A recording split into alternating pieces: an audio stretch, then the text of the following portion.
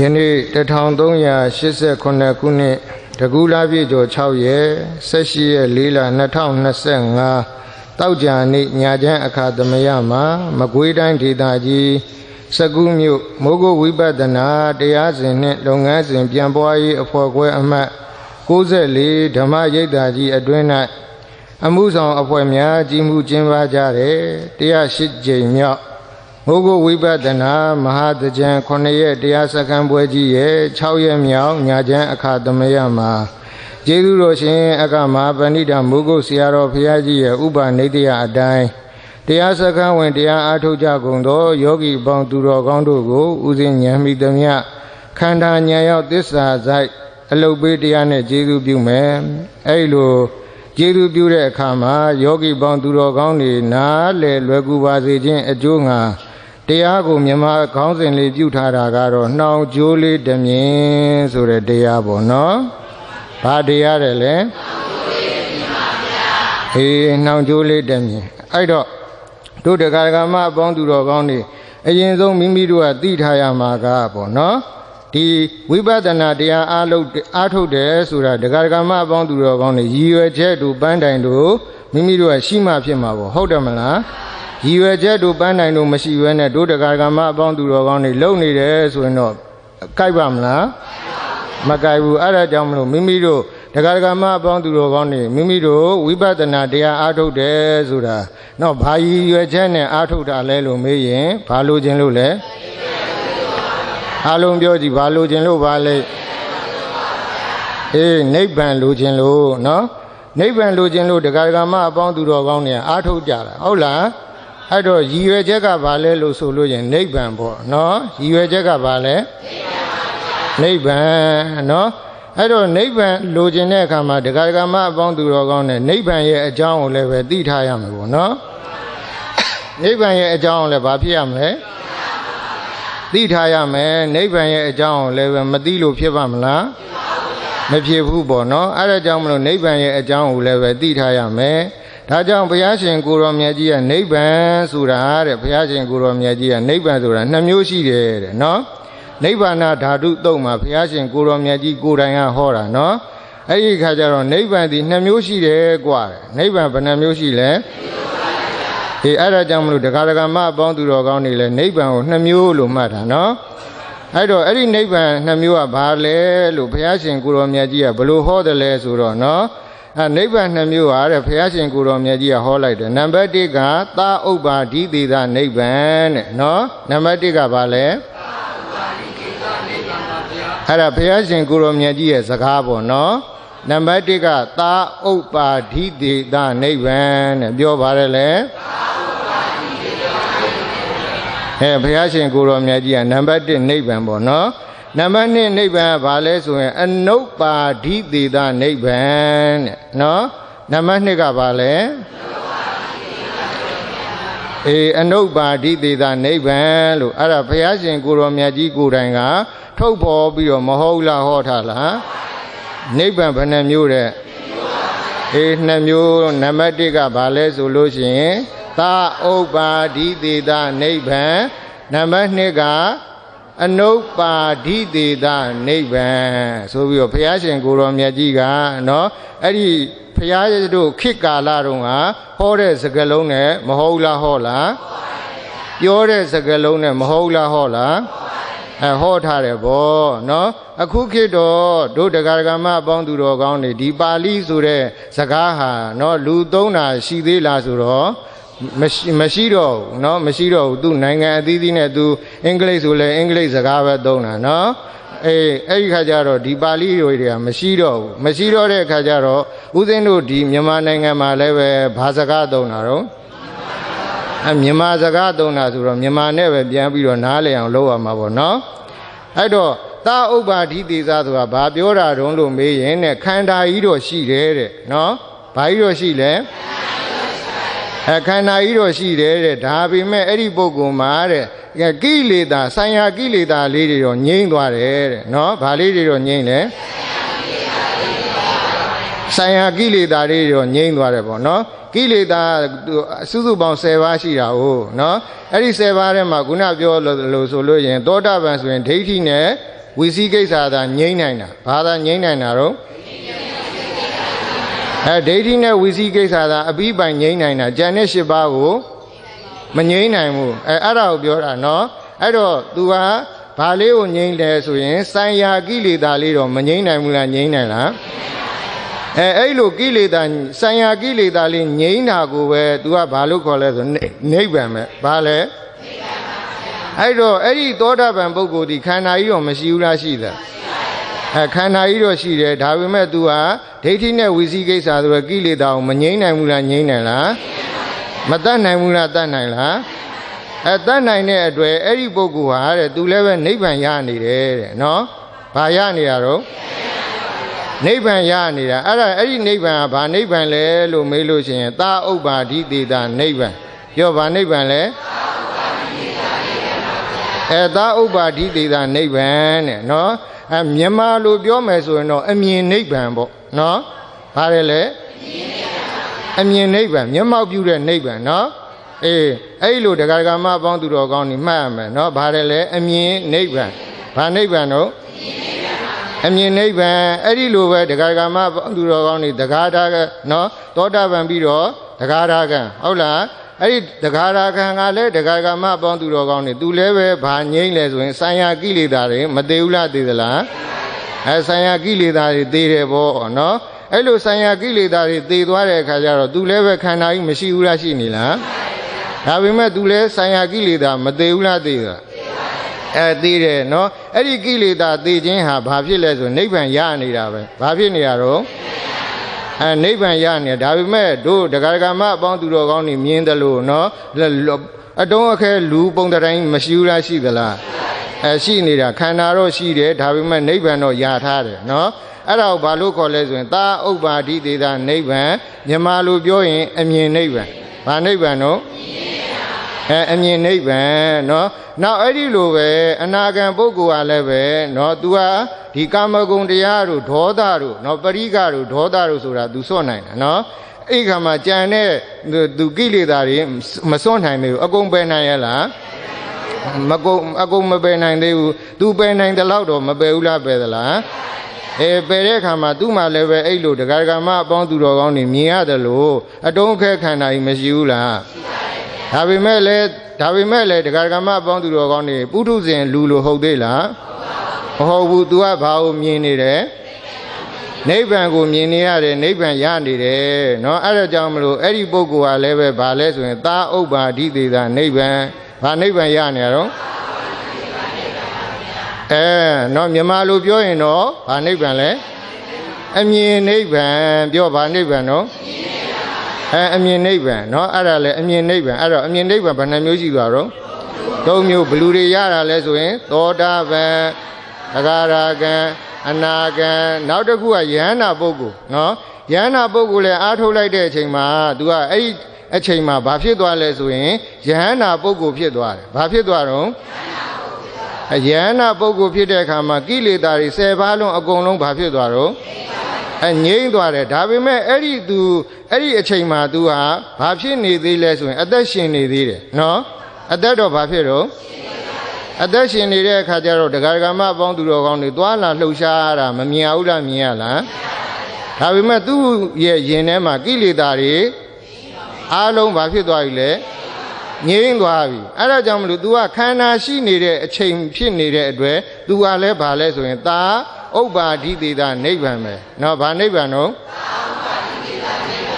သာဥပ္ပါဒိတေတာနိဗ္ဗာန်ရနေတာနော်ဘာရှိနေသေးလို့လဲခန္ဓာကြီးရှိနေပြီးတော့ဆိုင်ရာဘာတွေငြိမ်းသွားလဲအဲ့ဒီလိုနော်ယဟန္တာကြတော့ကိလေသာအကုန်မငြိမ်းဘူးလားငြိမ်းသွားလားငြိမ်းမငြိမ်း냐တော့လည်းပဲနော်သူ့မှာဘာကြီးရှိနေသေးတာတော့ခန္ဓာကြီးရှိနေသေးရအဲ့ဒါကြောင့်မလို့အဲ့ဒီခါကျတော့သူလည်းပဲနော်ဘာကိုမြင်နေရလဲဆိုရင်နိဗ္ဗာန်ကိုမြင်နေရတယ်ပြောဘာကိုမြင်နေရတော့နိဗ္ဗာန်ကိုမြင်နေရတယ်ပေါ့နော်အဲ့ဒါကြောင့်မလို့သာဥပ္ပါဒိတေတာနိဗ္ဗာန်ကဘယ်နှမျိုးလဲ၄မျိုးနော်ဘလူတွေမြင်နိုင်လဲဆိုရင်သောတာပန်ပုဂ္ဂိုလ်တွေမြင်နိုင်တယ်သဂရံပုဂ္ဂိုလ်တွေမြင်နိုင်တယ်အနာဂံပုဂ္ဂိုလ်တွေမြင်နိုင်တယ်ယန္နာပုဂ္ဂိုလ်တွေမြင်နိုင်တယ်နော် အဲ့လိုမြင်တော့ဟုတ်ပြီနောက်တရားဓမ္မပေါင်းသူတော်ကောင်းတွေနောက်တစ်ခုကဘယ်လိုလဲဆိုရင်ယဟန္တာပုဂ္ဂိုလ်ပင်တဲ့နော်နောက်ဆုံးကြတော့ဗာလဲယဟန္တာပုဂ္ဂိုလ်ပင်နော်ခန္ဓာကြီးဘာလို့တော့မလဲဆိုရင်စွန့်တော့မယ်ပေါ့နော်ဗမာလူရှင်းရှင်းပြောရင်တော့ဒါသေတာပေါ့နော်ဘာဖြစ်မှာတော့သေတာတနည်းအားဖြင့်ပြောမယ်ဆိုရင်တော့ရင်ရင်ကျေးတဲ့စကားလုံးပြောရင်တော့ပရိနိဗ္ဗာန်စံတာဟုတ်လားဗာလဲပရိနိဗ္ဗာန်စံဝင်တယ်တဲ့ရန်အဲ့ဒီပရိနိဗ္ဗာန်လဲစံဝင်ရောအဲ့ဒီပုဂ္ဂိုလ်ဟာတရားဓမ္မပေါင်းသူတော်ကောင်းတွေခုနတရားဓမ္မပေါင်းသူတော်ကောင်းတွေပြောသလိုနော်ဟိုသူ့ကိုခန္ဓာကြီးမြင်နိုင်သေးလားမမြင်နိုင်တော့ဘူးခန္ဓာကြီးမမြင်နိုင်တော့နောက်ထပ်ခန္ဓာအသေးထပ်ပြီးတော့ဖြစ်သေးသလားခန္ဓာအသေးမဖြစ်တော့ဘူးချုပ်ငိမ့်ပြီးတဲ့အခါကျတော့စံဝင်သွားတာကိုဘာလို့ခေါ်လဲဆိုရင်အနုပါဒိသေတာနိဗ္ဗာန်ဘာလဲအနုပါဒိသေတာနိဗ္ဗာန်အဲ့ဒါကြတော့ဘာလဲဆိုရင်စံနိဗ္ဗာန်ပေါ့ဘာနိဗ္ဗာန်လဲအဲ့ဒါကြောင့်မလို့နိဗ္ဗာန်2မျိုးပေါ့နော်မြန်မာလိုပြောရင်တော့နံပါတ်1ကအမြင်နိဗ္ဗာန်နံပါတ်1ကဘာလဲအမြင်နိဗ္ဗာန်နံပါတ်2ကအစံနိဗ္ဗာန်ဟုတ်လားနော်စံဝင်တဲ့နိဗ္ဗာန်နော်အဲ့ဒါကြောင့်မလို့တရားဓမ္မအပေါင်းသူတော်ကောင်းနေနိဗ္ဗာန်ဒီဘယ်နှမျိုးရှိလဲ2မျိုးရှိတယ်အဲ့တော့တရားဓမ္မအပေါင်းသူတော်ကောင်းနေနိဗ္ဗာန်သွားခြင်းတယ်ဆိုလို့ရှိရင်တဲ့နော်တို့တရားဓမ္မအပေါင်းသူတော်ကောင်းနေစံတဲ့နိဗ္ဗာန်ကိုတော့သွားလို့မရသေးဘူးနော်ဟုတ်လားစံတဲ့နိဗ္ဗာန်ကိုသွားလို့စံတဲ့နိဗ္ဗာန်ကိုသွားကျင်တယ်ဆိုရင်တရားဓမ္မအပေါင်းသူတော်ကောင်းနေအဆင့်ကျော်နေပြီနော်ဘာလဲလဲအဆင့်ကျော်နေပြီပြောပါကျော်နေရတော့အဆင့်ကျော်နေတာနော်ဘုရားရှင်ကိုရောမြတ်ကြီးတောင်မှပဲတရားအားထုတ်တဲ့အခါမှာနော်တပ်ပင်ညုဒဘုရားရှင်ကိုရောမြတ်ကြီးဖျားဖြစ်တော်မူတယ်ဆိုတော့တရားဓမ္မအပေါင်းသူတော်ကောင်းတွေ तू ကချက်ချင်းဒီနော်အစံနိဗ္ဗာန်ဘက်ကိုရတာဟုတ်လားမဟုတ်ဘူးဖျားလည်းပဲပြောမယ်ဆိုရင်သောတာပန်တဂါရကံအနာကံယန္နာဆိုပြီးတော့ဘာချင်းသွားတာတော့တစင်ချင်းမသွားဘူးလားသွားလားတစင်ချင်းသွားတာသဘောပေါက်လားအဲ့ဒီလိုပဲတရားဓမ္မအပေါင်းသူတော်ကောင်းတွေလည်းပဲနော်ဘာချင်းသွားမှာတော့တစင်ချင်းသွားရမှာသဘောပေါက်လားဘာချင်းသွားမှာတော့တစင်ချင်းသွားမှာနော်အဲ့ဒါကြောင့်မလို့မိမိတို့ကအရင်ဆုံးဘာလုပ်ရမှာလဲလို့မေးရင်အမြင်နိဗ္ဗာန်ကိုရအောင်အရင်လုပ်ရမှာနော်ပြောဘာနိဗ္ဗာန်ကိုအရင်လုပ်ရမှာတော့အမြင်နိဗ္ဗာန်ကိုအရင်လုပ်ရမှာနော်အဲ့ဒါကြောင့်မလို့အစံနိဗ္ဗာန်ဆိုတာတရားဓမ္မအပေါင်းသူတော်ကောင်းတွေဘယ်လူတွေမှစံဝင်နိုင်တာလဲလို့မေးရင်ယဟန္တာပုဂ္ဂိုလ်ရဲ့တပ်ပင်ညုဒဘုရားရှင်ပုဂ္ဂိုလ်ရဲ့ပိစေကဗုဒ္ဓရဲ့တဲ့နော်ဒီ3မျိုးသာဘာဖြစ်နိုင်တာတော့အစံနိဗ္ဗာန်ကိုစံဝင်နိုင်တာဟုတ်ရဲ့လားအဲ့ဒါကြတော့အပြီးတရားဓမ္မအပေါင်းသူတော်ကောင်းတွေမငြိမ့်ဘူးလားငြိမ့်သွားလားငြိမ့်သွားတာပေါ့နော်အဲ့လိုအပြီးနိဗ္ဗာန်ကိုစံဝင်နိုင်ဖို့ရန်အတွက်တရားဓမ္မအပေါင်းသူတော်ကောင်းတွေမြင်ပြီးမှစံနိုင်မှာနော်ပြောဘာလို့ပြီးမှစံနိုင်မှာတော့မြင်ပြီးမှစံနိုင်မှာနော်မမြင်ဘဲနဲ့တော့သွားစံလို့မရဘူးအဲ့ဒါကြောင့်မလို့တရားဓမ္မအပေါင်းသူတော်ကောင်းတွေကနိဗ္ဗာန်ကိုလိုချင်တယ်ဆိုရင်အရင်ဆုံးစံအောင်ကြိုးစားမှာလားမြင်အောင်ကြိုးစားမှာပြောအားလုံးပြောဘာကြိုးစားမှာတော့မြင်အောင်ကြိုးစားရမှာနော်မြင်အောင်ကြိုးစားရမှာသဘောပေါက်လားအဲ့ဒီခါမှာတရားဓမ္မအပေါင်းသူတော်ကောင်းတွေကမြင်အောင်ကြိုးစားရမှာဆိုတော့ तू ကအစင်းသွားတာဟုတ်လားအဲ့တော့အရင်ဆုံးတရားဓမ္မအပေါင်းသူတော်ကောင်းတွေကဘာဖြစ်အောင်လုပ်ရမလဲသောတာပန်ဖြစ်အောင်လုပ်ရနော်ဘာအနေဖြစ်အောင်လုပ်ရမလဲသောတာပန်ဖြစ်အောင်လုပ်ရမယ်အဲ့ဒါကြောင့်မလို့တရားဓမ္မအပေါင်းသူတော်ကောင်းတွေမိမိတို့သောတာပန်အရင်ဖြစ်အောင်လုပ်ရမယ်သောတာပန်ဖြစ်ပြီးမှဘာလဲတဂါရကံဖြစ်အောင်လုပ်ရမယ်တဂါရကံဖြစ်ပြီးမှအနာကံဖြစ်အောင်လုပ်ရမယ်အနာကံဖြစ်ပြီးမှယဟန္တာဖြစ်အောင်လုပ်ရမယ်သောတာပန်ဖြစ်ပြီးသွားရင်တရားဓမ္မအပေါင်းသူတော်ကောင်းတွေတရားဟာလွယ်သွားပြီနော်သောတာပန်ဖြစ်ရင်တရားဟာဘာဖြစ်သွားတော့လွယ်သွားပြီသူ့ဖန်နေသူအားထုတ်တတ်သွားပြီနော်အဲ့ဒါကြောင့်မလို့သောတာပန်ဟာတရားဓမ္မအပေါင်းသူတော်ကောင်းတွေဘဝနော်အလွန်ဆုံးနေမယ်ဆိုရင်ဘယ်လောက်ပဲရှိတယ်ခုနှစ်ဘဝပဲရှိတယ်အဲ့ဒါဘာဖြစ်လို့ခုနှစ်ဘဝပဲလို့ပြောရတာတော့လို့မင်းသူ့ဖန်နေသူ ဘာဖြစ်သွားလို့လဲသူ့ဘာနဲ့သူလှုပ်တတ်သွားတာနော်ဘာပြောပါရဲလဲ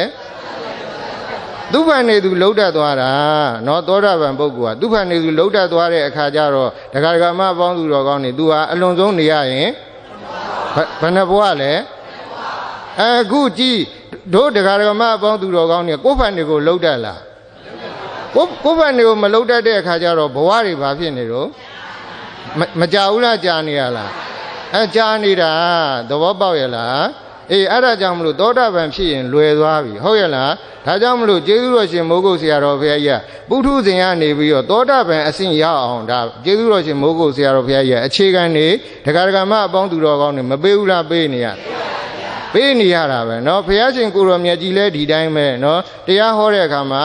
အခြေခံနေပဲမဟုတ်ဘူးလားဟောလား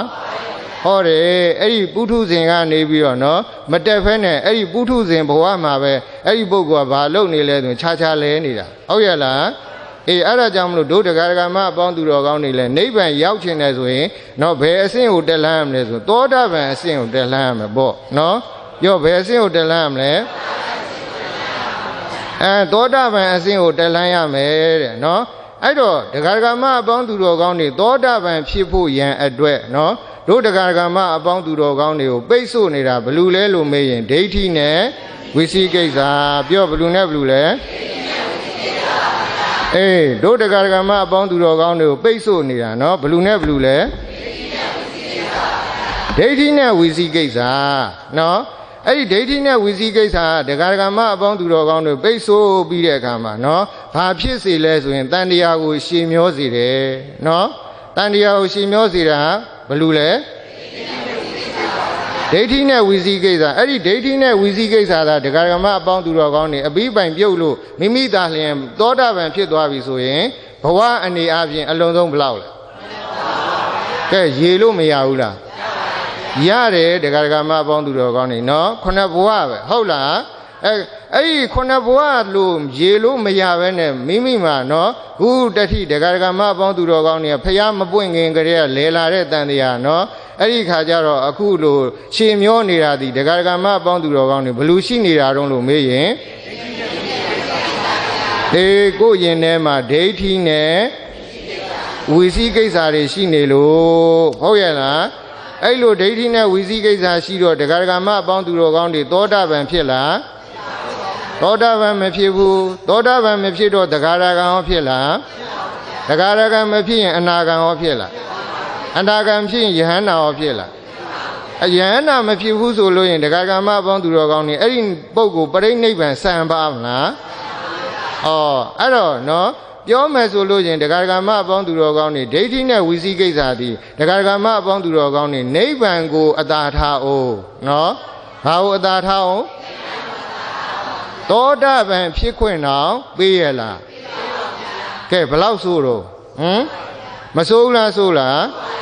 ဒိဋ္ဌိနဲ့ဝိသိကိစ္စတည်းဒကာဒကာမအပေါင်းသူတော်ကောင်းတွေနိဗ္ဗာန်ကိုအသာထားအောင်နော်နိဗ္ဗာန်ကိုတက်တဲ့လမ်းကြောင်းပထမဆုံးဖြစ်တဲ့သောတာပန်တော့ဖြစ်ခွင့်မရဘူးเนาะမရဘူးဒါကြောင့်မလို့ဘုရားရှင်ကိုတော်မြတ်ကြီးကပြောတယ်လေတို့ဒကာဒကမအပေါင်းသူတော်ကောင်းနေเนาะဥကောင်းကိုဗါတယ်လေနီးလောင်ရင်ဝကိုလှန်စုဟုတ်လားအဲ့ဒီခါကျတော့ဒကာဒကမအပေါင်းသူတော်ကောင်းနေရင်ဝကိုလှန်စုဥကောင်းကိုမီးလောင်ဘာကိုအရင်ရှောင်းရမှာလဲဒိဋ္ဌိကိုအရင်ရှောင်းလို့မပြောဘူးလားပြောလားဘုရားရှင်ကိုတော်မြတ်ကြီးကိုယ်တိုင်ဟောတာနော်ဘာဖြစ်လို့အဲ့ဒီလိုပြောရတာတုံးလို့မေးရင်ဘာကိုတားလို့လဲနိဗ္ဗာန်ကိုအသာထားအောင်နော်ဘယ်ကိုတားတာတော့သောတာပန်အဆင့်တော့မတားဘူးလားတားလားတားတယ်ဒကာဒကမပေါင်းသူတော်ကောင်းနေနော်လောဘကိုယ်ရင်ထဲမှာရှိနေတယ်ဆိုရင်နော်သောတာပန်လည်းဖြစ်လို့ရသေးတယ်ဒကာဒကံလည်းဖြစ်လို့ရသေးတယ်အနာကံလည်းဖြစ်လို့ရသေးတယ်နော်ဘာလေးရှိတာတော့လောဘနော်လောဘရှိတဲ့အခါကျတော့သောတာပန်လည်းဖြစ်သေးတယ်နော်သောတာပန်လည်းဖြစ်သေးတယ်နော်တဂါရကံလည်းဖြစ်သေးတယ်အနာကံလည်းဖြစ်သေးတယ်ဒါပေမဲ့ယဟန္တာတော့မဖြစ်ဘူးနော်မဖြစ်ဘူး तू ကဘယ်အဆင့်မှာသွားတားတာတော့ယဟန္တာအဆင့်မှာသွားတားတာဘလူကလည်းလောဘကဘလူကတားတာတော့လောဘကတားတာနော်သဘောပေါက်လား ဒါကြောင့်မလို့ဘုရားရှင်ကိုရောမြတ်ကြီးကဘာလို့အရင်တတ်ခိုင်းတာတော့ဘာလို့အရင်တတ်ခိုင်းတာတော့ဒိဋ္ဌိနဲ့ဝီစီကိစ္စဟုတ်တယ်မလား तू ကဘာဖြစ်လဲဆိုသောတာပန်တော်ဖြစ်ရလားမဖြစ်ဘူးကိုယ်ရင်ထဲမှာလောဘရှိနေသေးတယ်ဆိုရင်နော်သောတာပန်လည်းဖြစ်နိုင်သေးတယ်နော်ဘာဖြစ်လဲသောတာပန်လည်းဖြစ်နိုင်သေးတယ်သဂါရကံလည်းဖြစ်နိုင်သေးတယ်အနာကံလည်းဖြစ်နိုင်သေးတယ်ဒကာဓမ္မပေါင်းသူတော်ကောင်းတွေအပြီးတိုင်ငြိမ့်နိုင်လားမငြိမ့်နိုင်ဘူးเนาะသူတို့ဒီလောဘရှိနေသေးရင်အဲ့ဒီအနာဂံအဆင့်ထိဖြစ်နိုင်သေးတယ်เนาะဘာမဖြစ်တော့တာတော့အဲ့လောဘရှိရင်ယဟန္တာတော့မဖြစ်ဘူးဟုတ်လားအဲ့တော့လောဘကဘလို့သွားတာလဲအဲ့ယဟန္တာတော့တားတယ်เนาะသဘောပေါက်လားအခုကြည့်တရားကမ္မပေါင်းသူတော်ကောင်းတွေဒိဋ္ဌိနဲ့ဝီစီကိစ္စသည်ခုနပြောသလိုနော်အစာဆုံးဖြစ်တယ်အစာဆုံးတက်လှမ်းမယ်သောတာပန်တော်ဖြစ်ခွင့်ရလားအေးသောတာပန်တော်ဖြစ်ခွင့်မရဘူးဆိုတော့နိဗ္ဗာန်တော့ဝေးရောပေါ့နော်သဘောပေါက်လားအဲ့ဒါကြောင့်မလို့တရားကမ္မပေါင်းသူတော်ကောင်းတွေကဘာလို့ဦးစားပေးတတ်ရမှာတော့လို့မေးရင်ဒိဋ္ဌိနဲ့ဝီစီကိစ္စဦးစားပေးတတ်ရမယ်ပေါ့ဟုတ်တယ်မလားဘာလို့ဦးစားပေးတတ်ရမလဲအဲ့ဒါဦးစင်းဟောတာလားဖះဟောတာလားဖះကဘလို့ပြောတယ်လဲဆိုရင်နော်ယင်ဝလန်စုဥကောင်းမီလောင်ဘာဟုအရင်နဲ့အဲ့ဒိဋ္ဌိကိုအရင်ရှောင်လို့မပြောဘူးလားပြောသလားအေးပြောတာပေါ့နော်အဲ့တော့ဟုတ်ပြီဒုဒကကမ္မပေါင်းသူတော်ကောင်းနေအရင်ဆုံးတတ်မှာဒီဒိဋ္ဌိနဲ့ဝီစီကိစ္စနော်အဲ့လိုဒိဋ္ဌိနဲ့ဝီစီကိစ္စဆိုပေမဲ့တဲ့ဘုရားရှင်ကိုတော်မြတ်ကြီးကထပ်ဟောတယ်ဒိဋ္ဌိကိုတတ်လိုက်မယ်ဆိုရင်လည်းဝီစီကိစ္စပါတဘာတည်းပါသွားတာနော်သူ့ကိုတိတန်တတ်เสียမလိုဘူးတဲ့နော်အဲ့တော့ဒကာဒကာမအပေါင်းသူတော်ကောင်းတွေကဘာတလုံးဝင်ပဲတတ်မှာတော့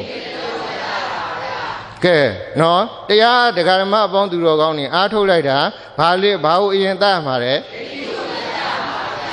ဒိဋ္ဌိကိုအရင်တတ်မှာဒါကြောင့်မလို့ကျေးဇူးတော်ရှင်မိုးကုတ်ဆရာတော်ဘုရားကြီးကပြောတယ်လေ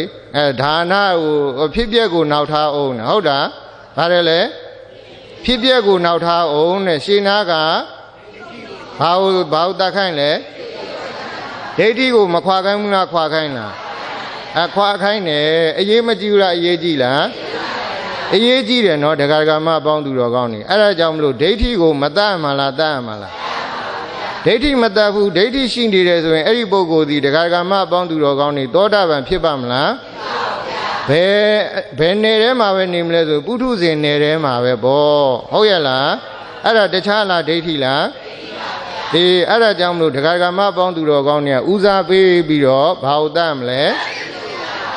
ဟောဒိဋ္ဌိကိုတတ်ရတော့မယ်အဲ့တော့ဒကာဒကာမအပေါင်းသူတော်ကောင်းနေဒိဋ္ဌိတတ်တိုက်တဲ့အခါကျတော့ကြည်သံနော်အဲ့ဒီဒိဋ္ဌိဒီဒကာဒကာမအပေါင်းသူတော်ကောင်းနေအရင်ဆုံးမိမိကဒီဒိဋ္ဌိတစ်လုံးနဲ့ရေကိုပဲဥသာဘာလုပ်ပေးရမလဲ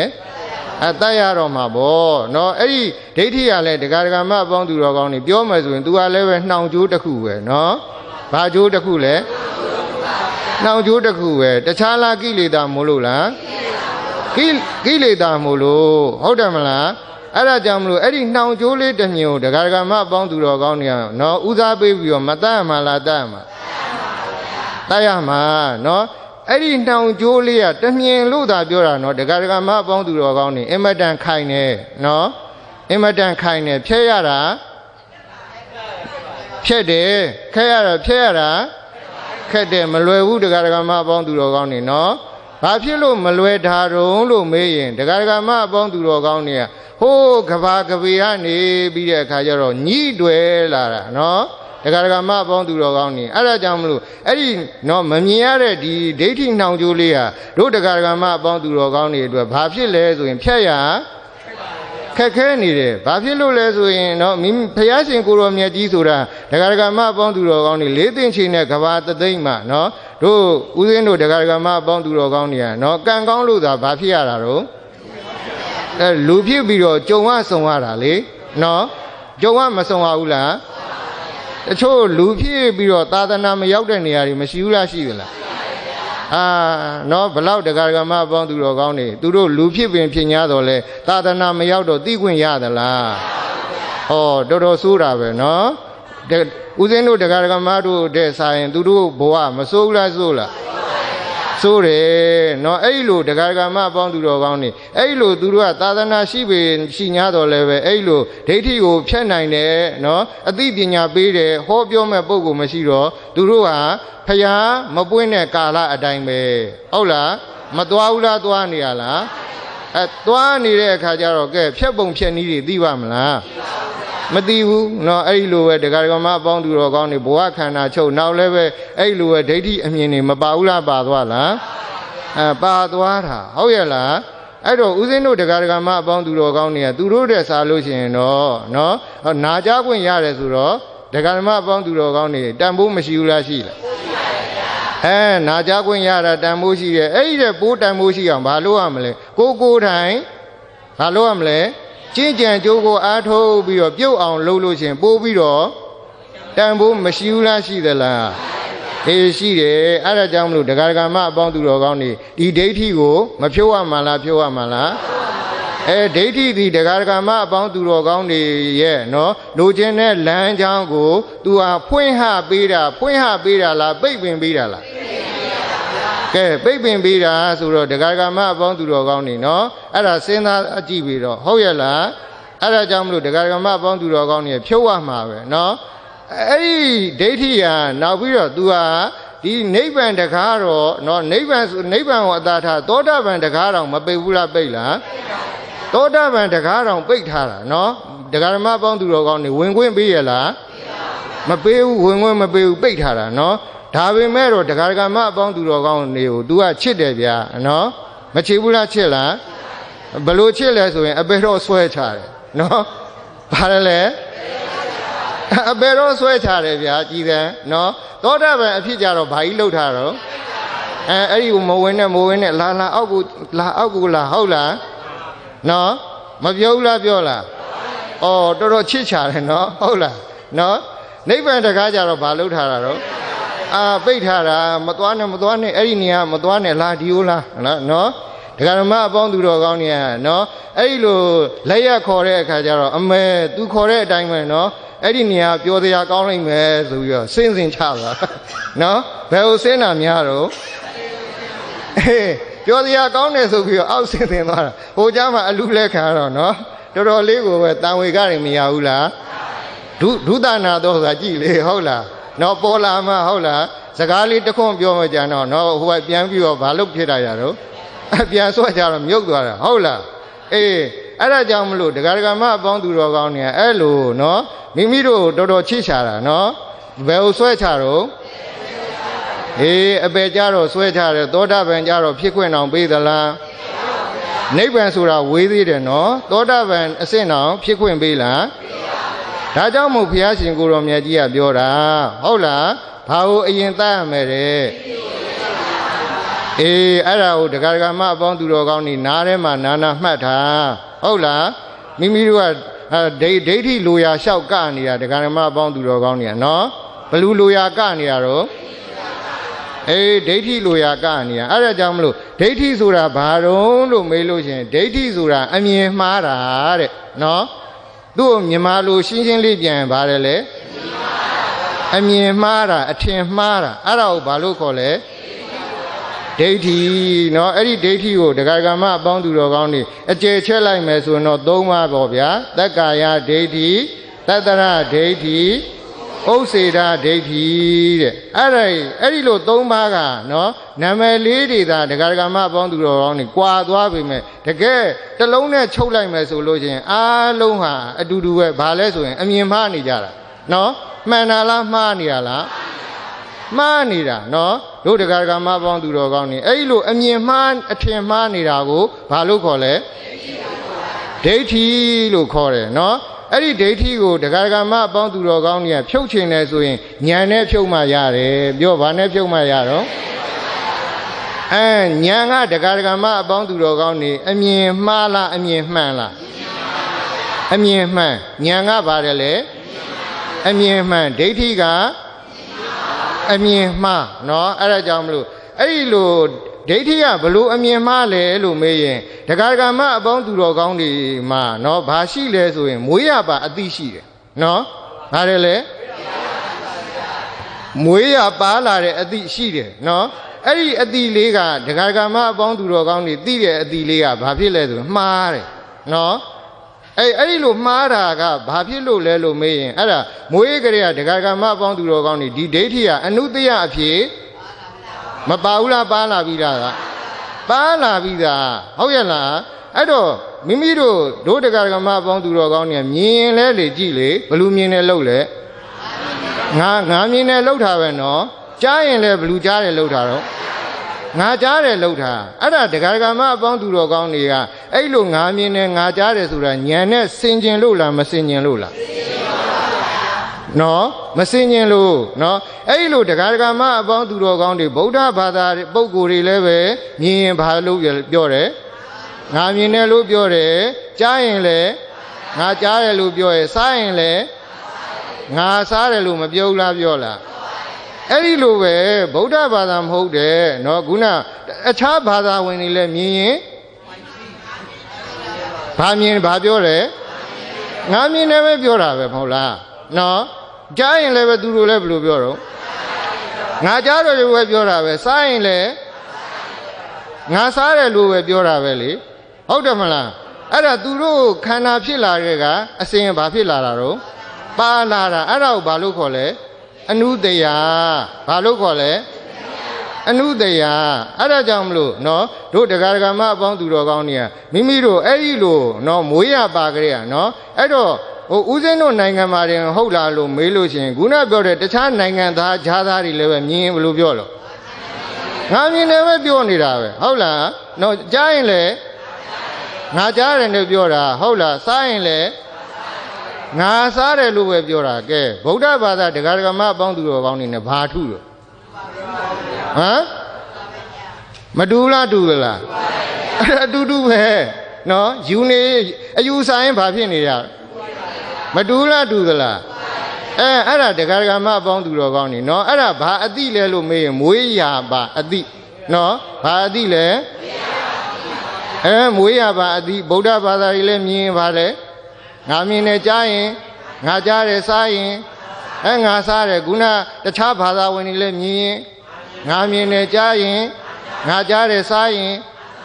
ငါစားတယ်ခုနဟိုးနိုင်ငံခြားသားကြီးတွေလည်းမြင်ရင်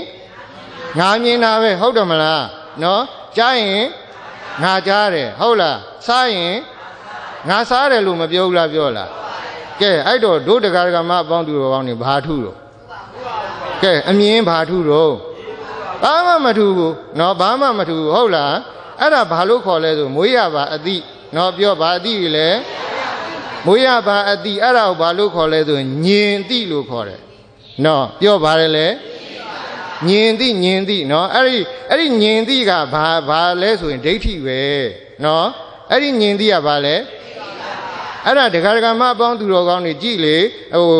ဉာဏ်ရှိလို့ပြောတာလားဉာဏ်မရှိလို့ပြောတာလားဉာဏ်မရှိလို့ပြောတာတကယ်ဉာဏ်လေးနဲ့ဆင်ခြင်မယ်ဆိုရင်ဒကာဒကာမအပေါင်းသူတော်ကောင်းတွေမြင်တာငါဟုတ်လားဘုရားရှင်ကိုရောမြတ်ကြီးကပြောပြီးသားနော်မိမိတို့ရဲ့မျက်လုံးနော်အဲ့ဒါလေးကိုအစင်းလေးလာတတ်ရင်မြင်စိတ်မပေါ်လားပေါ်လားသုံးမျိုးဖြစ်သွားတာနော်မိမိတို့ရဲ့မျက်လုံးအကြည့်ကိုဘာလေးလဲအစင်းလေးနော်အစင်းလေးဟုတ်လားလာပြီးတော့မတိုက်ဘူးလားတိုက်တဲ့အခါမှာဒီအစင်းလေးကိုမသိဘူးလားအဲ့တော့အချက်ဘယ်နှချက်လဲသုံးချက်ဒကာဒကာမအပေါင်းသူတော်ကောင်းတွေရဲ့မျက်လုံးအကြည့်ရဲ့နော်ဒီကအစင်းရဲ့ဟုတ်လားအဲ့ဒီအစင်းကိုသိတာရဲ့ဆိုတော့အချက်ဘယ်နှချက်လဲပြန်ပြောမယ်မိမိတို့ရဲ့မျက်လုံးအကြည့်ရဲ့တစ်ခုနော်မျက်လုံးအကြည့်ဟာတစ်ခုဟုတ်လားအစင်းကတစ်ခုအဲ့ဒီအစင်းကိုသိတာလေးကတစ်ခုဘယ်နှခုလဲဘယ်နှခုလဲသုံးခုမိမိတို့ရဲ့မျက်လုံးအကြည့်နော်အဲ့ဒါလေးကိုဘလူကလာတိုက်တော့အစင်းလေးကလာတိုက်တော့ဘယ်နှခုရှိပြီလဲအဲ့ဒီအစင်းလေးကိုသိတာနော်ပြောပါတယ်အစင်းလေးကိုသိတာဆိုတော့ဘယ်နှချက်လဲအဲ့ဒီသုံးချက်ဟာဒကာဒကာမအပေါင်းသူတော်ကောင်းနေအကြောင်းအကျိုးတိုက်ဆိုင်သွားရင်အဲ့ဒီသုံးချက်ဖြစ်လို့ရှိရင်အဲ့ဒါဘာဖြစ်လဲဆိုရင်အတိလေးမပေါ်ဘူးလားပေါ်လားပေါ်တယ်ဘုရားရှင်အဲ့ဒါကြောင့်မလို့ဒကာဒကာမအပေါင်းသူတော်ကောင်းနေအဲ့ဒီခါကျတော့မိမိတို့နော်ခုမမြင်ခြင်းတဲ့အစင်းပေါ့ဗျာနော်အနီအောင်ကြီးကကိုကမမြင်ခြင်းဘူးဆိုရင်ဒကာဒကာမအပေါင်းသူတော်ကောင်းနေမျက်လုံးကိုလာတိုက်လည်းပဲဘာဖြစ်မှာတော့ဟ မိမိတို့မမြင်ခြင်းနဲ့အစဉ်ဖြစ်ပင်ဖြစ်냐တော်လည်းပဲနော်ဒီအစဉ်ကကိုယ့်ရဲ့မျက်လုံးကိုလာတိုက်ရင်ဘာဖြစ်မှာတော့မြင်မှာပဲနော်ကိုမလိုခြင်းနဲ့ဟာလေမြင်မှာပဲသဘောပေါက်လားအဲ့တော့ကိုမလိုခြင်းဘူးဆိုလို့ချင်းဒီဥစ္စာကြီးကိုဒကာဒကာမအပေါင်းသူတော်ကောင်းတွေကနော်ကိုမျက်လုံးပေါ်မှာနော်လာတိုက်တဲ့အခါမှာမသိပါနဲ့လို့ဒကာဒကာမအပေါင်းသူတော်ကောင်းတွေလှုပ်လိုက်လေငါဆိုရင်ရသလားအဲ့တော့မရဘူးလို့မိမိကပြောတာဒီငါဟုတ်လို့လားမဟုတ်လို့လားသဘောပေါက်လားအဲ့ဒါကိုဒကာဒကာမအပေါင်းသူတော်ကောင်းတွေကဘာလုပ်နေရတော့ငါမြင်တယ်လုပ်နေတာနော်ငါမြင်တယ်ဆိုရင်ခုနမမြင်ခြင်းတဲ့ပုဂ္ဂိုလ်ကိုနဲ့တွေ့တဲ့အခါမှာဘာဖြစ်ရမှာတော့မမြင်ရမှာပေါ့ဟုတ်လားငါမြင်တကယ်လို့ငါမြင်တယ်ဆိုရင်ကိုမမြင်ခြင်းတဲ့ပုဂ္ဂိုလ်နဲ့တွေ့ရင်ဘာဖြစ်ရမှာတော့မမြင်ဘဲနေရမှာပေါ့ဟုတ်လားအခုတော့ဒကာဒကာမအပေါင်းသူတော်ကောင်းတွေမမြင်တဲ့ပုဂ္ဂိုလ်ကိုတွေ့တဲ့အခါမှာဘာဖြစ်တော့မြင်တယ်အဲ့ဒါဘာကြောင့်လို့မေးရင်ငါမဟုတ်လို့ရှင်းရှင်းလေးရလေဘာမဟုတ်လို့လဲ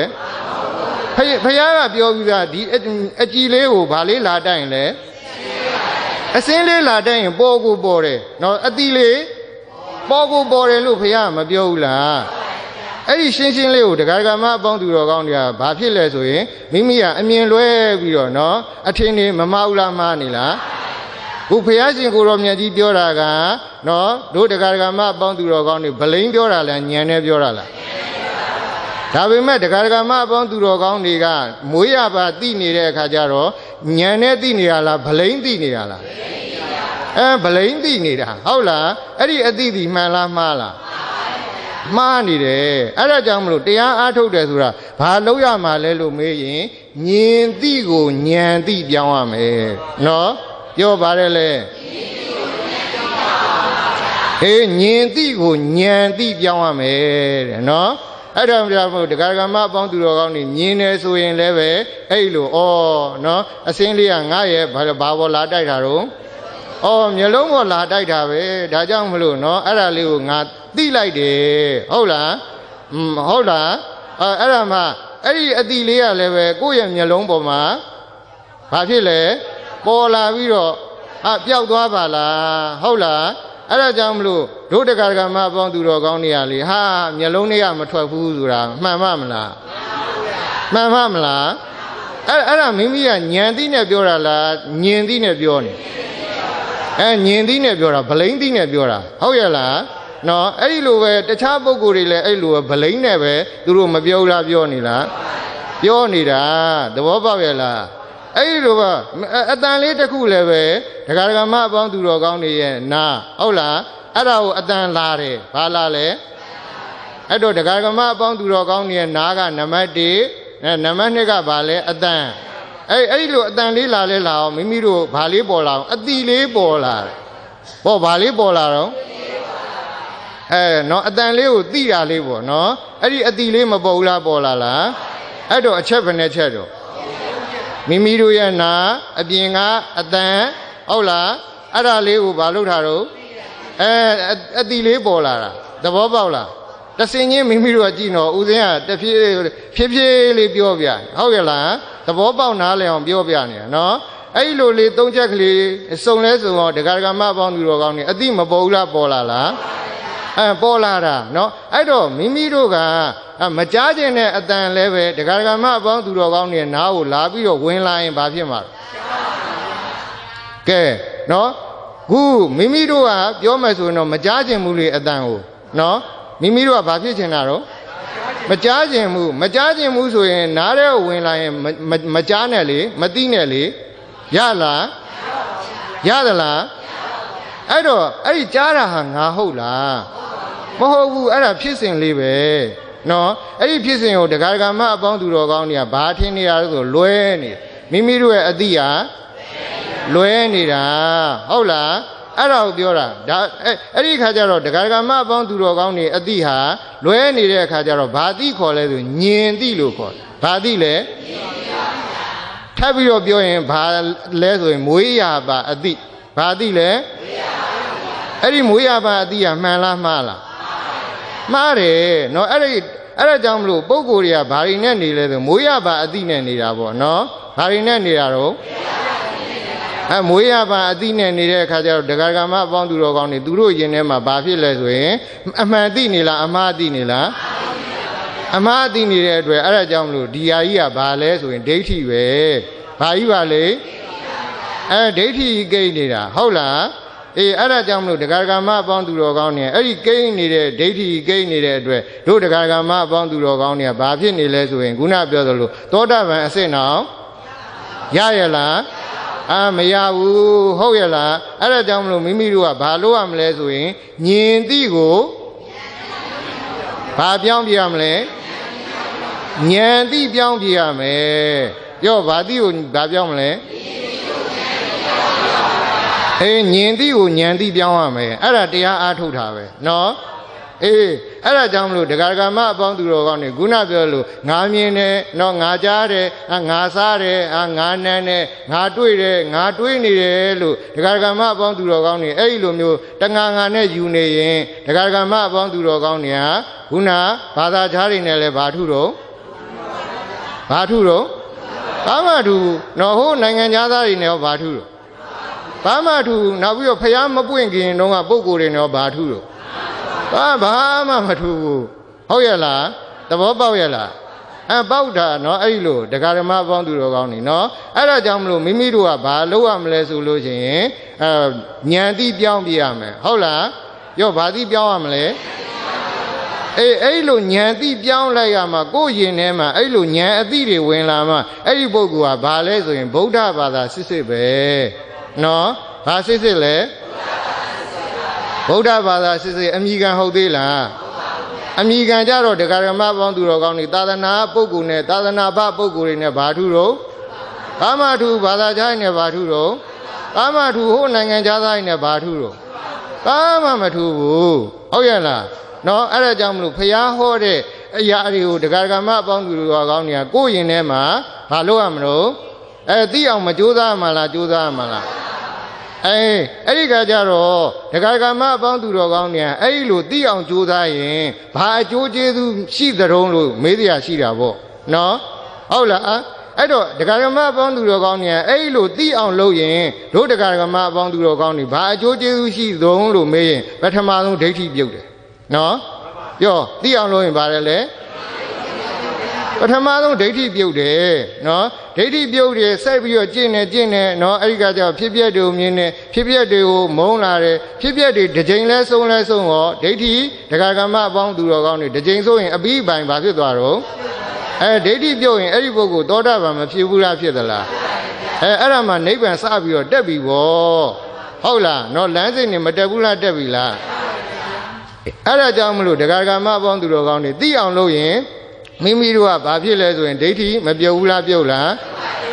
ဒိဋ္ဌိပြုတ်ရင်ဒကာဒကာမအပေါင်းသူတော်ကောင်းတွေကနိဗ္ဗာန်ကိုနော်မိမိတို့ကမျက်မှောက်ပြုတယ်ဘာနိဗ္ဗာန်လဲဆိုရင်သာဥပ္ပါဒိသေတာနိဗ္ဗာန်မရဘူးလားရလားရတာနဲ့တပြိုင်တည်းဒကာဒကာမအပေါင်းသူတော်ကောင်းတွေအဲ့ဒီပုဂ္ဂိုလ်ဒီတဲ့နော်ဘာတွေဖြစ်လဲဆိုရင်အပူတွေရော့သွားတယ်နော်အပူတွေဘာဖြစ်သွားတော့အပူတွေဘလောက်ရော့သွားတယ်လို့မေးလို့ရှိရင်25%ရော့သွားတယ်ပေါ့ဗျာနော်ဘလောက်ရော့သွားတော့25%ရော့သွားတယ်သောတာပန်ဖြစ်ရင်အပူတွေ25%ရော့တယ်နော်သောတာဒကာရကံဖြစ်ရင်နော်50ရော့တယ်နော်ဘာရော့လဲအနာကံဖြစ်ရင်85ရော့တယ်ဟုတ်လားယဟန္တာဖြစ်ရင်100လုံးရော့သွားပြီသဘောပေါက်ရဲ့လားအဲ့လိုဒကာဒကာမအပေါင်းသူတော်ကောင်းတွေဒိဋ္ဌိမိမိတို့ကကင်းအောင်လုပ်နိုင်တာနဲ့ဒကာဒကာမအပေါင်းသူတော်ကောင်းတွေနော်အပူတွေအဲ့ဒီလို25ချက်သားမရော25%မရောဘူးလားရော့သွားလားအဲ့ဒီလိုရော့သွားတဲ့အခါမှာသောတာပန်လည်းအဲ့ဒီပုဂ္ဂိုလ်လည်းဖြစ်လဲဖြစ်ကိုသောတာပန်ဒီလိုနော်အဲ့လို तू ကချမ်းသာတာကိုနေရတာကိုအင်မတန်မှတကယ်ကိုသဘောပေါက်တဲ့အခါကျတော့ဒကာဒကာမအပေါင်းသူတော်ကောင်းတွေ तू ကနော်ပြောမှဆိုရင်ဒီပုထုဇဉ်ဘက်ကိုမပြန်ကျင်တော့ဘူးနော်ဘာလဲလဲပုထုဇဉ်ဘက်ကိုမပြန်ကျင်တော့ဘူးအဲ့ဒါကြောင့်မလို့ဘုရားရှင်ကိုတော်မြတ်ကြီးကဘလို့ပြောလဲဆိုရင်နတိသောတော်ဝိယဘာလဲလဲသောတာပန်ဖြစ်တဲ့ပုဂ္ဂိုလ်ကတဲ့နတိသောတော်ဝိယတဲ့ဘလို့ဘာလဲလို့ဆိုလို့ရှိရင်မြစ်ရည်ရင်ကဲ့သို့တဲ့ဘာလဲလဲမြစ်ရည်ရင်ကဲ့သို့မြစ်ကဒကာဒကာမအပေါင်းသူတော်ကောင်းတွေသူကနေပြီးတော့နေညာနေပြီးတော့ မြင့်ရနေပြီးဘယ်ကိုဆင်းတာတော့နေရကိုမဆင်းဘူးလားဆင်းလားအဲ့ဒီခါကျတော့မြစ်ကဒကာကမပေါင်းသူတော်ကောင်းတွေခုနပြောသလိုမြစ်ကြီးဟာနောက်ကျောင်းကိုပြန်လာရှေ့ဥသာဆက်ပြီးတော့မသွားဘူးလားဘာကြောင့်ရှေ့ကိုဆက်သွားရတာတုံးလို့မေးရင်ဟာနော်ဒီလောက်ကလေးရတဲ့25ရာခိုင်နှုန်းတောင်ပါပဲနော်နိဗ္ဗာန်ကို25ရာခိုင်နှုန်းလိရတာတောင်မှအင်မတန်အေးချမ်းလာတာဆိုပြီးတော့သူဟာဒကာဒကာမအပေါင်းသူတော်ကောင်းနေနောက်ကိုပြန်နေတာလားရှေ့ကိုသွားနေတာလားအဲ့ဒါကြောင့်မို့ရှေ့ကိုမဲသွားတော့တာနော်မဲသွားရင်မဲသွားရင်နဲ့ဒကာဒကာမအပေါင်းသူတော်ကောင်းနေသူဟာဘာဖြစ်လဲဆိုရင်အလွန်ဆုံးဘယ်နှဘဝလဲခုနှစ်ဘဝပဲဘာလို့မြင်သွားလို့လဲ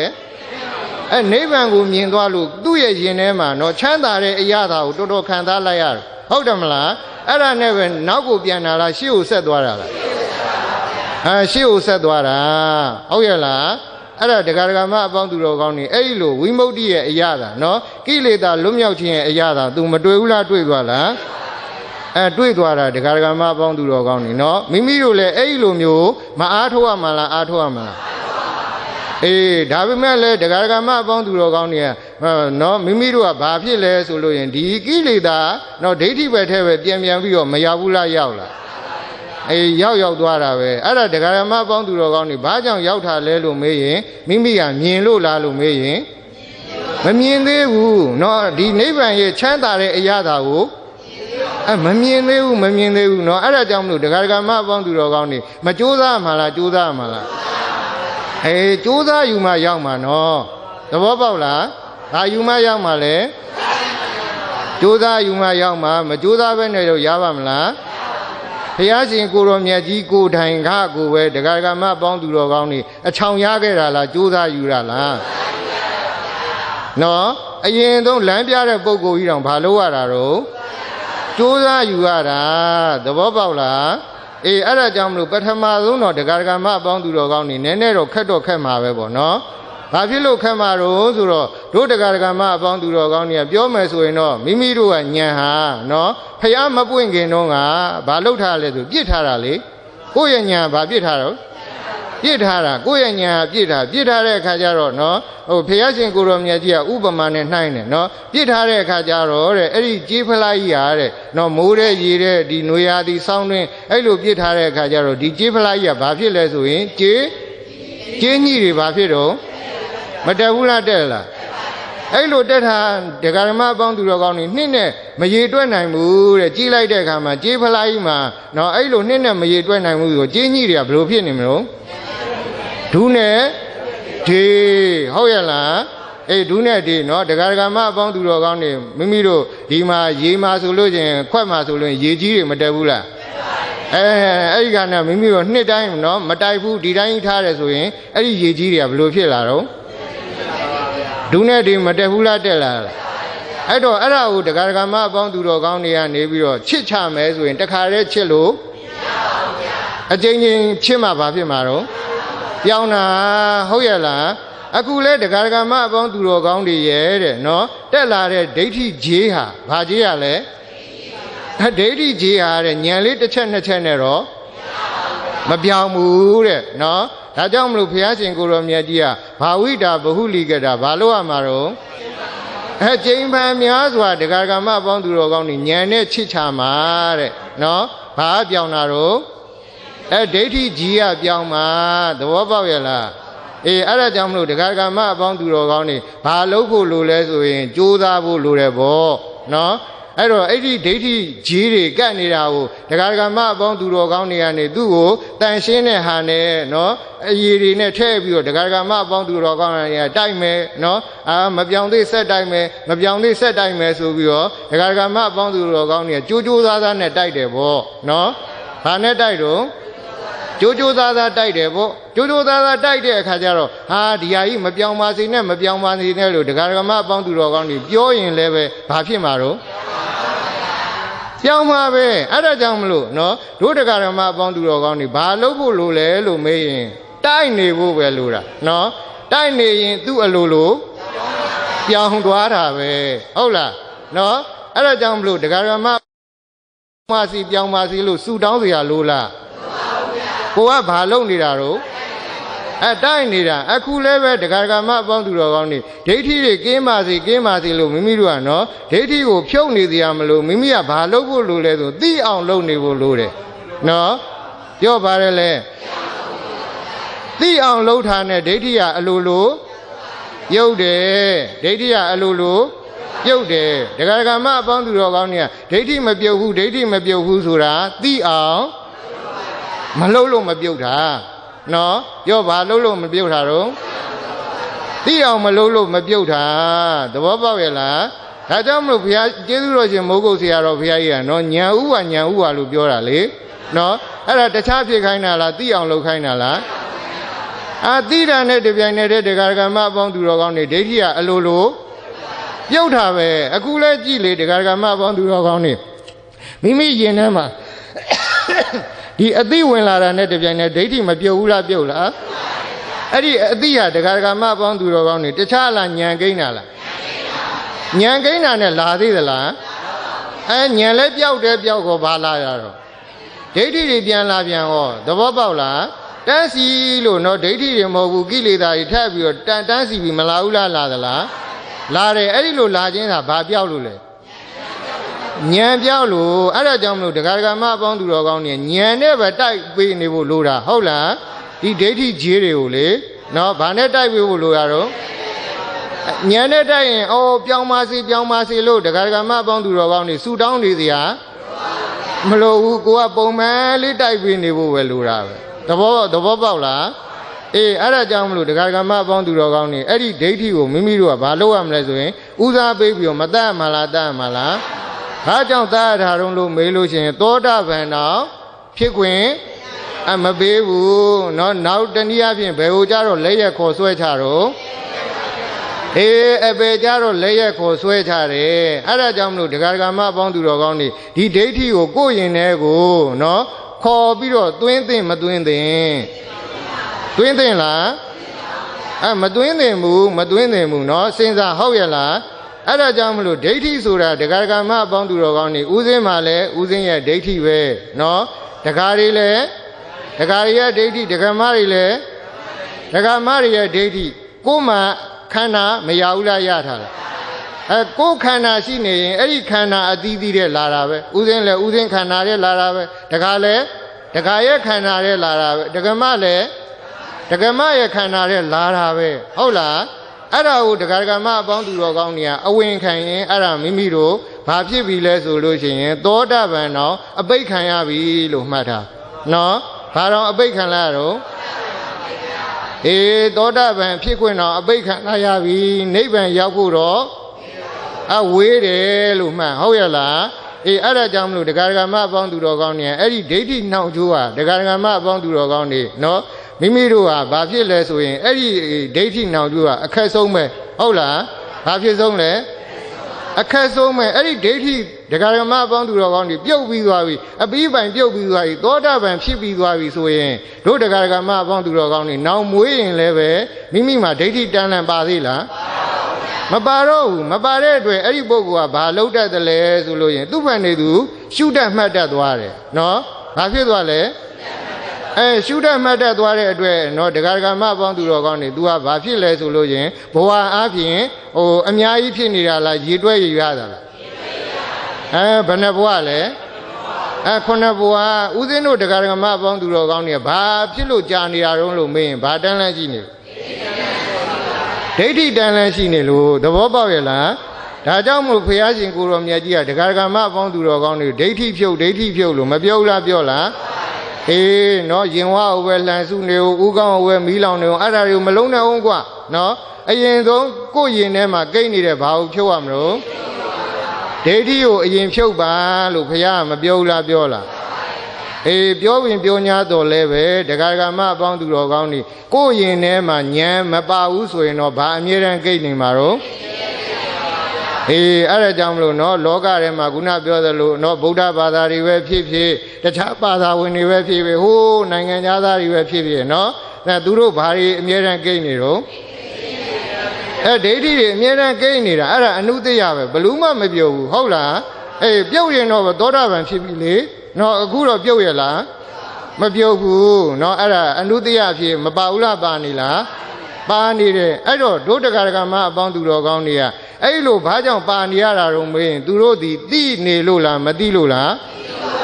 တနည်းအားဖြင့်ပြောရင်ကိုယ်မွေးရပါအသိနဲ့မနေဘူးလားနေတာလားမွေးရပါအသိလေးနဲ့နေတာဟုတ်ရဲ့လားအဲ့တော့ဒုတက္ကရာမအပေါင်းသူတော်ကောင်းတွေကအဲ့ဒီဉာဏ်သိကိုမိမိကဘာသိပြောင်းရမလဲဉာဏ်သိပြောင်းရမယ်ဟုတ်လားမွေးရပါအသိဒီမှန်လားမှားလားမှားတယ်ဘာကြောင့်လဲဆိုရင် तू ကအနုတ္တယအဖြစ်ကိန်းလာတာဟုတ်ဗျဟုတ်လားအဲ့ဒါကြောင့်မလို့ပြောဘာအသိကိုဘာသိပြောင်းရမလဲဉာဏ်သိကိုဉာဏ်သိပြောင်းပြီးတော့မဖြုတ်ရမှာလားဖြုတ်ရမှာလားအဲ့တော့ဒကာဒကာမအပေါင်းသူတော်ကောင်းတွေကအဲ့ဒီခါကျတော့မိမိတို့ကဘာကိုကြည့်ရမှာလဲဆိုတော့ကိုယ်လက်ရှိခန္ဓာကိုကြည့်ရမှာပေါ့ပြောဘာခန္ဓာကိုကြည့်ရမလဲလက်ရှိခန္ဓာကိုကြည့်ရမယ်လက်ရှိခန္ဓာကဒကာဒကာမအပေါင်းသူတော်ကောင်းတွေကိုဘာပြနေလဲဆိုအမှန်တရားတွေပြနော်ဘာတွေပြနေတာတော့အမှန်တရားတွေပြနေတာအဲ့ဒါကိုဒကာဒကာမအပေါင်းသူတော်ကောင်းတွေကဘာပြောက်ပြီးတော့အထင်လွဲနေတာဉာဏ်ပြောက်ပြီးတော့အထင်လွဲနေတာနော်အဲ့ဒါကြောင့်မလို့ဒကာဒကာမအပေါင်းသူတော်ကောင်းတွေကဘာဖြစ်လဲလို့မေးရင်ကိုလိန်နေကြတယ်ကိုညာနေကြတယ်နော်ဟုတ်လားအဲ့ဒါကြောင့်မလို့ဒကာဒကာမအပေါင်းသူတော်ကောင်းတွေမိမိတို့ရဲ့ခန္ဓာမှာနော်အမှန်တရားတွေပြနေတယ်ဘလို့အမှန်တရားတွေပြနေလဲဆိုရင်ဖေအရှင်ကိုရောမြတ်ကြီးကပြောတယ်လေနော်မိမိတို့ရဲ့မျက်စိအကြည့်ကိုနော်ဘာလေးလာတိုက်ရင်လဲအစင်းလေးလာတိုက်ရင်ဒီအစင်းလေးကိုသိတယ်ဆိုတာလေးပေါ်လာတယ်မပြောဘူးလားပြောလားလွယ်လေးကိုဒကာဓမ္မအပေါင်းသူတော်ကောင်းတွေကမခက်ဘူးလားခက်နေရလားခက်နေတာနော်အဲ့ဒါငါဟုတ်လားမဟုတ်ဘူးတကယ်မှန်ကြတော့ကိုကစင်ကျင်ရမယ်။အစင်းလေးလာတိုက်လို့ဒါလေးသိတာပါလား။ဟုတ်လား။အကယ်၍မြတ်ဒကာဒကာမအပေါင်းသူတော်ကောင်းတွေမျက်လုံးပိတ်ထားတယ်ဆိုရင်ကဲသိပါအတိလေးပေါ်ပါမလား။အတိမပေါ်ဘူးသဘောပေါက်လား။အဲ့ဒါကြောင့်မလို့အဲ့ဒါကိုဒကာဒကာမအပေါင်းသူကသိလာတာနဲ့တပြိုင်တည်းမိမိကဘာဖြစ်သွားလဲဆိုရင်မိမိရဲ့အတိဒီမှန်လားမှားသွားလား။မိမိတို့ရဲ့အတိဒီမှန်လားမှားသွားလား။မှားသွားတာနော်ဉာဏ်မပါတဲ့အခါကျတော့လူတိုင်းကဘာဖြစ်လဲမှားသွားတာမှားဘလို့မှားလဲဆိုရင်ငါမြင်တယ်လှုပ်ချဟုတ်လားအတန်လေးကြားတဲ့အခါမှာလည်းကြည်လေဖရာဟောတယ်နော်ဥစဉ်ရဲ့အတန်ဒကာဒကာမအပေါင်းသူတော်ကောင်းတွေနားဆိုတော့2မျိုးဟုတ်လားအဲ့ဒီအတန်လေးကိုမသိဘူးလားသိတာဆိုတော့ဗဒံမျိုးလဲ3မျိုးဟုတ်လားအဲ့ဒါကြောင့်မလို့အတန်ကယုတ်သိတာကနာဘလူနဲ့ဘလူလဲအဲ့ဒီယုတ်တရားနဲ့နံတရားမိမိတို့ရဲ့နားထဲမှာမြဲနေလားမမြဲဘူးလေပျောက်သွားတကယ်ညံလေးနဲ့ကြည့်ရင်ရှိကိုရှိသေးလားကဲကြားသေးလားအဲ့လေအဲ့မှာလေအဲ့ဒါကိုဒကာဒကာမအပေါင်းသူတော်ကောင်းတွေကအဲ့ဒါကိုပဲဘာတွေကမထွက်ဘူးကဲဟုတ်လားနော်အဲ့ဒါကြောင့်မလို့ဘလူကိုဘလူလိမ့်နေတာတော့ကြည့်လေခုနပြောသလိုသဘာဝတရားကြီးကတော့မပြောက်ဘူးလားပြောက်သွားလားသဘာဝကတော့အမှန်ပဲဒါပေမဲ့ဒကာဒကာမအပေါင်းသူတော်ကောင်းတွေကဘလူကိုဘလူလိမ့်နေတာတော့သဘောပေါက်ရဲ့လားအဲ့လိုလိမ့်နေရင်ဒကာဒကာမအပေါင်းသူတော်ကောင်းတွေမိမိတို့ဝေးလိမ့်မယ်နော်ဘာနဲ့ဝေးမှာတော့နိဗ္ဗာန်နဲ့ဝေးမှာနိဗ္ဗာန်တောင်အသာထောင်းနော်သောတာပန်အစစ်တောင်ရောက်နိုင်ပါမလားမရောက်နိုင်ဘူးအဲ့ဒါကြောင့်မလို့ဒကာဒကာမအပေါင်းသူတော်ကောင်းတွေသိနေတဲ့ဉာဏ်သိကိုမိမိတို့ကဘာလို့ရမလဲဉာဏ်သိပြောင်းပေးပါဉာဏ်သိပြောင်းပေးပါသဘောပေါက်ရလားအဲ့လိုဉာဏ်သိလေးနဲ့ပြောင်းပေးတယ်ဆိုရင်ဒကာဒကာမအပေါင်းသူတော်ကောင်းတွေဒါကတော့နော်အတန်ပဲရုပ်ပဲနော်ဖြစ်ပြီးတော့ပြက်တယ်လို့ဒကာဒကာမအပေါင်းသူတော်ကောင်းတွေမပေါ်ဘူးလားပေါ်လားအတန်ပဲလို့ယုံနဲ့နံပဲလို့သိရင်သက်ကာယဒိဋ္ဌိသေးတယ်နော်ဘာသေးတော့ယုံနဲ့နံမြင်ရင်သက်ကာယဒိဋ္ဌိမြင်သေးတယ်အဖြစ်ကိုမြင်ရင်ဘာသေးလဲဆိုရင်ဥစ္စေရာဒိဋ္ဌိသေးတယ်အပြက်ကိုမြင်ရင်တတ္တရဒိဋ္ဌိသေးတယ်ဒကာဓမ္မပေါင်းသူတော်ကောင်းတွေဒိဋ္ဌိဘယ်နှမျိုးပြုတ်သွားတော့3မျိုးပြုတ်သွားတယ်နော်အဲ့လိုဒကာဓမ္မပေါင်းသူတော်ကောင်းတွေအဲ့လို3မျိုးပြုတ်သွားတဲ့အခါမှာမိမိတို့ကဆက်ပြီးတော့ကြိုးစားနေတာပဲနော်ခန္ဓာရှိတဲ့အခါမလာအောင်မလားလာမလားမပေါ်မလားပေါ်မလားအဖြစ်ပြက်တွေပေါ်မှာပဲမိမိကအဲ့ဒီအဖြစ်ပြက်ကိုပဲဆက်ပြီးတော့မလုပ်ရမှာတော့ကြည့်ပေးနေရမှာအဲ့လိုကြည်ရင်ဖြစ်ပြက်တွေကိုမြင်ဖြစ်ပြက်တွေကိုဘာဖြစ်လာမှာတော့ မုန်းလာပြီးတဲ့အခါမှာအော်စံငိမ်စံညွန့်ကြိုက်ပြီးกว่าဆိုရင်ဖြတ်ဆိုပြီးတော့နော်အဲ့ဒီခါမက်ကနေပြီးတော့၈ပါးစုံတာမဝင်ဘူးလားဝင်သွားလားလောကုတ္တရာမက်ဝင်တော့အဲ့ဒီပုဂ္ဂိုလ်ကဒိဋ္ဌိအပြီးပိုင်ဘာဖြစ်သွားတော့ပြုတ်သွားရင်အဲ့ဒီပုဂ္ဂိုလ်ကသောတာပန်ဖြစ်သွားတယ်ဘာဖြစ်သွားတော့ဒိဋ္ဌိဆိုတဲ့နှောင်ကြိုးလေးတစ်မြင်ပြုတ်သွားတော့သောတာပန်မဖြစ်ဘူးလားဖြစ်သွားလားသောတာပန်လည်းဖြစ်လည်းဖြစ်ခေါ်အဲ့ဒီကပုဂ္ဂိုလ်ဟာနိဗ္ဗာန်ကိုမြင်တဲ့အခါတော်တော်ချမ်းသာလာပြီလားနော်ပတ်စံနေအများကြီးရှိတာငါချမ်းသာတယ်လို့ထင်တာရွှေတွေအများကြီးရှိတယ်ငါချမ်းသာတယ်လို့ထင်တာဘယ်ဟုတ်လိမ့်မလဲနော်ဒီချမ်းသာနဲ့ဘယ်လဲနိုင်လိမ့်မလဲဆိုပြီးတော့အဲ့ဒီရွှေတွေငွေတွေကိုတရားဓမ္မအပေါင်းသူတော်ကောင်းနေမမောသေးလားမမောတော့ဘူးနော်အဲ့ဒီခါကျတော့ तू စွန့်လှုပ်ပြီးတော့မသွားဘူးလားသွားလားအဲ့ဒီခါကျတော့ဘယ်လိုက်ထားလဲဆိုရင်ခုနနိဗ္ဗာန်ချမ်းသာနောက်ကိုလိုက်တဲ့အခါကျတော့အဲ့ဒီပုဂ္ဂိုလ်ကလာရင်နဲ့နောက်ကိုပြန်ရောက်ထားလားရှေ့ကိုတိုးသွားတာလားသောတာပန်ဖြစ်ပြီးတော့တဂါရကံဖြစ်တယ်တဂါရံဖြစ်ပြီးတော့အနာဂံဖြစ်တယ်အနာဂံဖြစ်ပြီးတော့ယဟန္တာဖြစ်တယ်သဘောပေါက်ရဲ့လားအဲ့လိုတရားဓမ္မအပေါင်းသူတော်ကောင်းနေမိမိတို့ဘာလို့ရမလဲဆိုရင်တော့ဒိဋ္ဌိနှောင်ကြိုးလေးတစ်မျိုးကိုမဖြစ်ရမှာလားဖြစ်ရမှာလားဖြစ်အောင်ကြိုးစားရမှာဟုတ်ရဲ့လားအဲ့တော့ဥစဉ်ရဲ့အတန်လေးတရားဓမ္မအပေါင်းသူတော်ကောင်းနေနားကိုတိုက်တဲ့အခါမှာဘာစိတ်ပေါ်လဲကြားစိတ်ပေါ်တယ်အတိလေးမပေါ်ဘူးလားပေါ်လားအဲ့ဒါငါကြားတာဟုတ်ရဲ့လားအခုကြည့်လေညံလေးနဲ့ကြည့်လိုက်တဲ့အခါမှာနော်စကလုံးလေးကတလုံးပြီးတော့တလုံးပြီးတော့တလုံးဖြစ်လာတယ်အဲ့ဒီတလုံးပျောက်သွားတယ်နောက်ထပ်တလုံးအစားလာတယ်မပြောက်ဘူးလားပျောက်သွားလားနောက်ထပ်တလုံးပေါ်လာတယ်မပြောက်ဘူးလားပျောက်သွားလားအဲ့ဒီလိုအဲ့ဒါကလောကရဲ့ဖြစ်စဉ်ကြီးလေနော်အမှားလားအမှန်လားလောကရဲ့ဖြစ်စဉ်အမှန်ဒါကိုဒကာဒကာမအပေါင်းသူတော်ကောင်းတွေထင်တာကအမှားဉာဏ်မပါတော့ပါလေအမှားဟုတ်ရဲ့လားအဲ့ဒါကြောင့်မလို့အမှန်မြင်အောင်ဗာလေးနဲ့ရှုမလဲဉာဏ်ကလေးနဲ့ရှုလောကဖြစ်စဉ်ကအမှန်ဒါပေမဲ့ဒကာဒကာမအပေါင်းသူတော်ကောင်းတွေဉာဏ်ပြောင်းနေတော့ကိုမြင်တော့အမှားဖြစ်နေတာအဲ့ဒါဒိဋ္ဌိသဘောပေါက်ရဲ့လားအခုမိမိတို့ကနေပြီးတော့အဲ့လိုကြည့်လိုက်တော့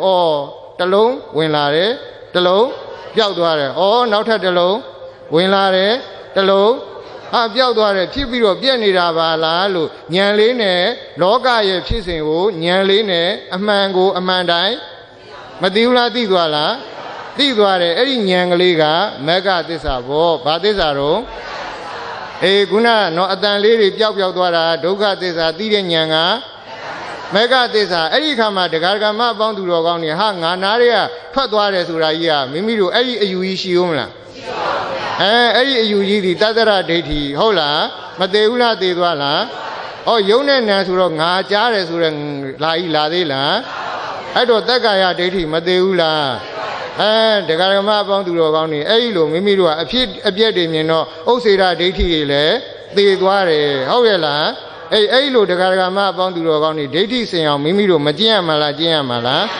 အဲ့လိုကျင့်လို့မိမိတို့ကကျင့်နဲ့နောက်ဆုံးတစ်ချိန်ဆုံးသွားရင်တော့သောတာပန်ဖြစ်တော့သာဥပ္ပါဒိသေသာနိဗ္ဗာန်ရတာဗောဘာနိဗ္ဗာန်ရတော့အဲ့လိုစင်ကဲနဲ့မိမိတို့ကကျင့်ရင်းနဲ့နော်ယဟန္တာလည်းဖြစ်ကောယဟန္တာဘုရားလည်းချုပ်ကောဘာဖြစ်ပါတယ်ဘာနိဗ္ဗာန်ရလဲအနုပ္ပါဒိသေသာနိဗ္ဗာန်မြန်မာလိုပြောရင်စံဝင်နိဗ္ဗာန်ဗောဘာနိဗ္ဗာန်လဲအဲ့လိုတရားဓမ္မအပေါင်းသူတော်ကောင်းနေအစဉ်လေးနဲ့မိမိတို့ကတက်နိုင်ပြီးတော့နှောင်ကြိုးလေးတစ်မြင်ကိုဖြတ်နိုင်ကြပါစေလို့ဆုတောင်းပတ္ထနာပြုရင်အချိန်စေ့ပြီးဖြစ်တဲ့အတွက်သာဓု၃ချိန်ကိုတော်ကြအောင်စို့